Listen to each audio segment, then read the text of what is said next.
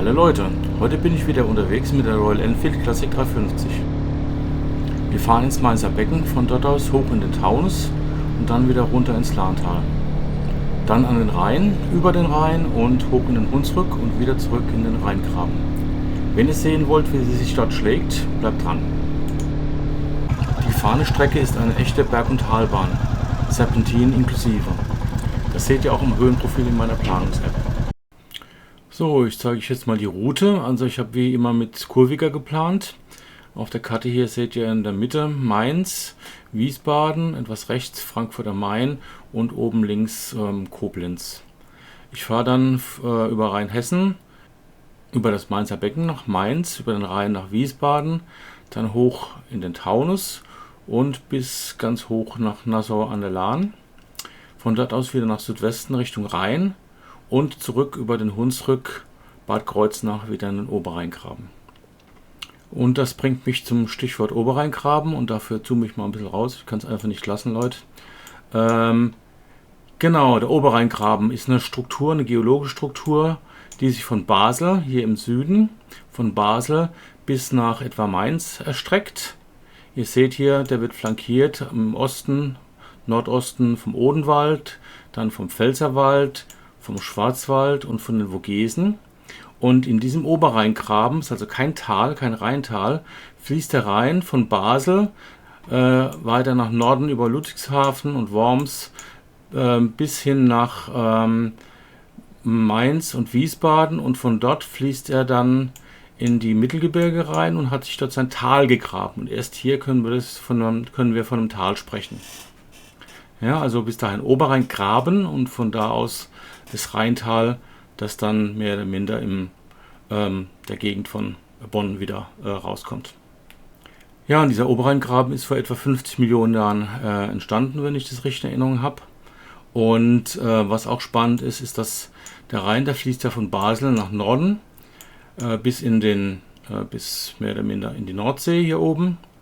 Und das tut aber erst seit den letzten 5 Millionen Jahren, weil vorher ist der nicht von Nord nach Süd geflossen, sondern aus dem Mittelgebirge hier nach Süden Richtung Basel und von dort aus Richtung Besançon, und Lyon hat sich dort mit der Rhone vereinigt und ist dann mit der Rhone in das Mittelmeer geflossen. Ja, also relativ neu, die aktuelle Fließrichtung nur 5 Millionen Jahre alt.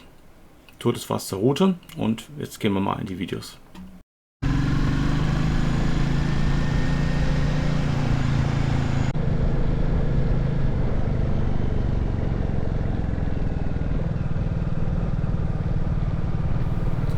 Ja, das Wetter war super an diesem Freitag und wir sehen hier, wir blicken auf den Rhein.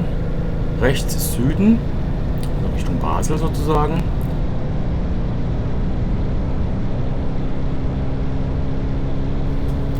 Ja, wir fahren jetzt in Richtung Wiesbaden auf der anderen Rheinseite von Mainz und sehen gleich links im Hintergrund am Horizont den Taunus.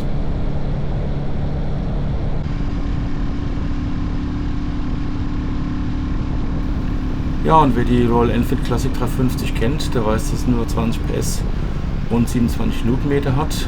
Und deswegen ist es immer relativ spannend herauszufinden, wie sie denn die Berge hochkommt.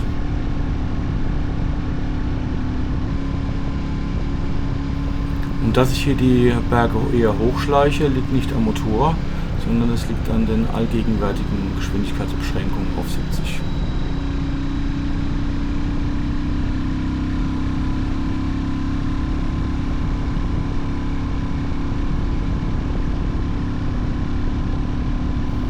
Die Auffahrt in den Taunus ist landschaftlich sehr schön. Man fährt durch Buchen-, Eichen-, Mischwälder. Stellenweise auch natürlich die typische Fichte mit drin. Aber ansonsten ist es eigentlich sehr, sehr nett hier. War auch relativ wenig Verkehr an diesem Freitag. Also ohne Problem für meine Royal Enfield.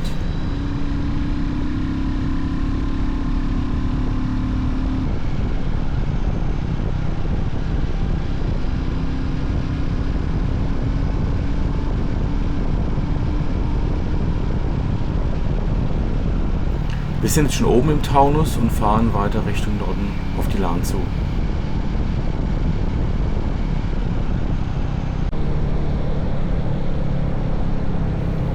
Achtet mal kurz auf das Ortsschild.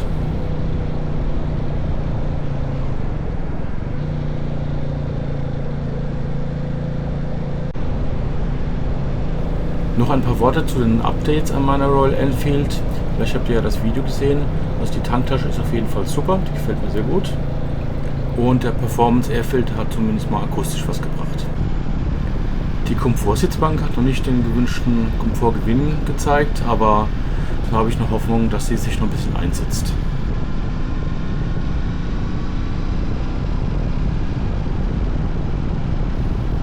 Am Horizont an der Strecke seht ihr, dass es tendenziell schon wieder eher runter geht und wir nähern uns gerade schon dem Lahntal.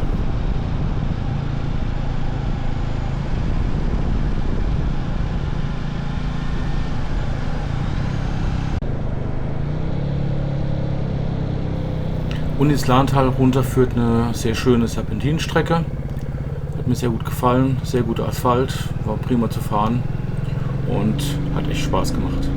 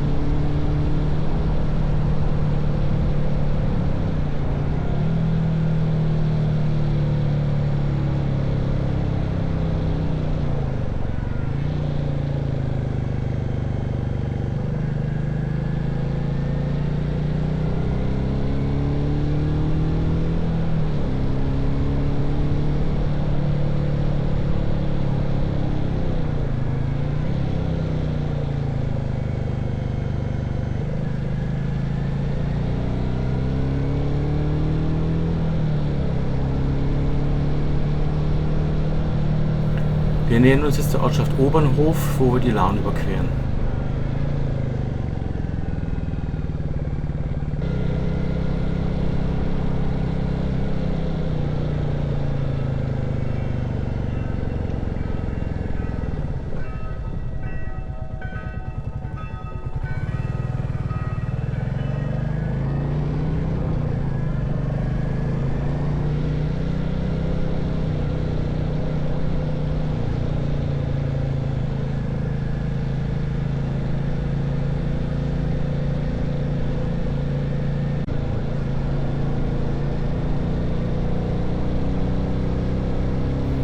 Und hier links oben seht ihr jetzt gleich das Kloster Ahrenstein.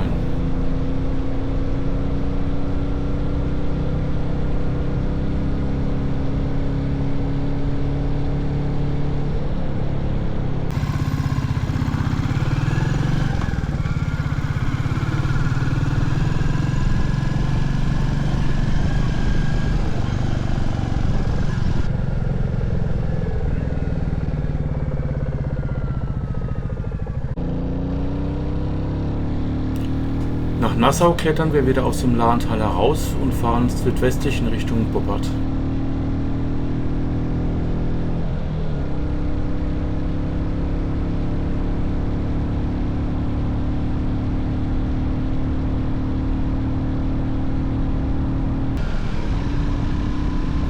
Und einige von euch werden es wissen, Boppard liegt am Rhein, das heißt wir fahren also vom Lahntal wieder hoch in den Taunus und vom Taunus dann wieder runter Richtung Boppard ins Rheintal.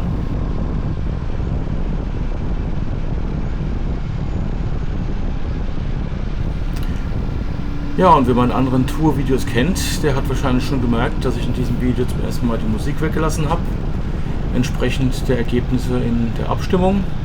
Und mal gucken, wie die Kommentare zu diesem Video sind, ob ihr dann doch wieder Musik haben wollt oder wir es einfach bei Motorsound und Sprache belassen.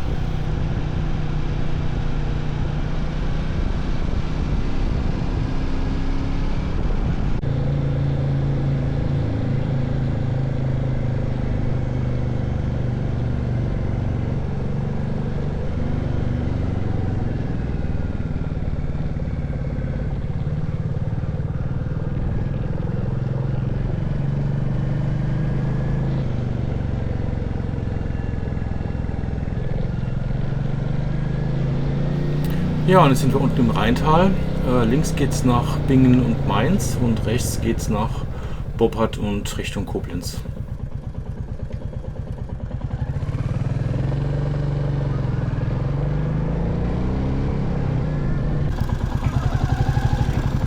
Immer wieder spannend und gern genommen eine kleine Fährfahrt. Hier überqueren wir den Rhein Richtung Boppard, das ihr auf der anderen Rheinseite seht.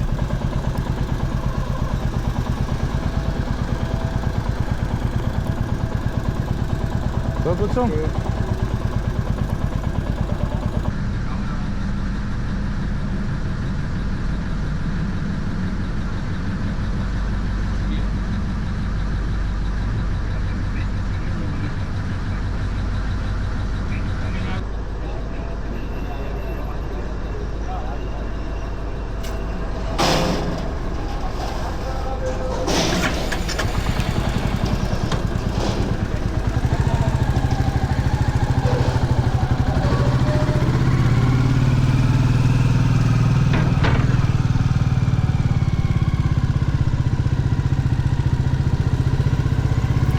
Ihr ahnt es schon, Boppard liegt unten am Rhein und wenn wir auf den Hunsrück hoch wollen, müssen wir natürlich wieder den Berg hochfahren. Hier auf einer tollen, serpentinreichen Bergstrecke.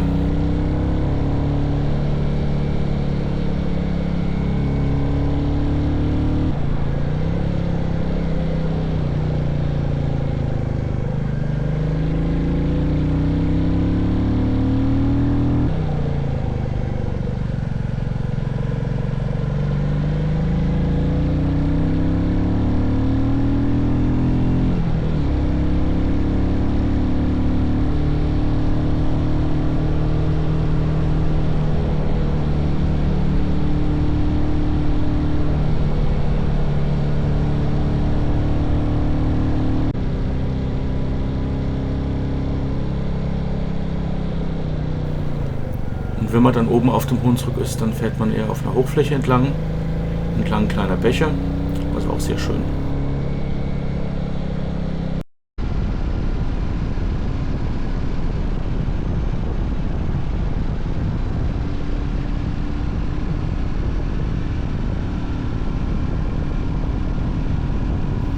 Ja, diese Tour war auch eine kleine Generalprobe, weil ich vorhabe, am nächsten verlängerten Wochenende wieder in die Vogesen zu fahren und diesmal die ganz großen Buckel hoch und diesmal auch mit Sozia und Gepäck und es wird bestimmt spannend.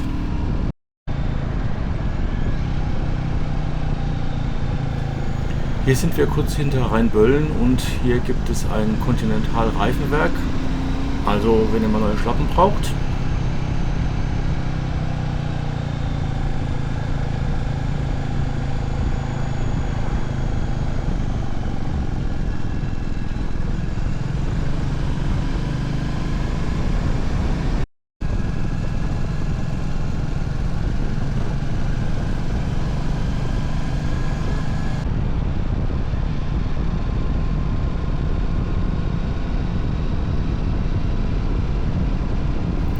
Ja, mein Fazit wieder. Also die Royal Enfield Classic 350 hat sich wieder super geschlagen.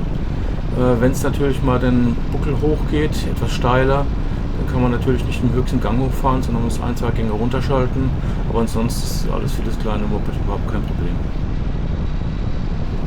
Und es kommt, wie es kommen muss, oder zumindest angekündigt, wir fahren wieder in den Oberrheingraben. Da unten seht ihr schon Bad Kreuznach liegen und rechts diese Berge mit dem Sendemast oben drauf, das ist die westliche Schulter des Rheingrabens. So, und das war es jetzt für dieses Video. Ich habe euch hoffentlich nicht allzu sehr abgeturnt mit meinen morphologischen, geologischen Erläuterungen und hoffe, das Video hat euch gefallen. und würde mich freuen, wenn ihr ein Like oder ein Abo dalassen würdet. Und wenn ihr ein Abo dalasst, dann verpasst ihr auch das Vogesen-Video nicht. Vielen Dank fürs Zuschauen und bis bald. Ciao.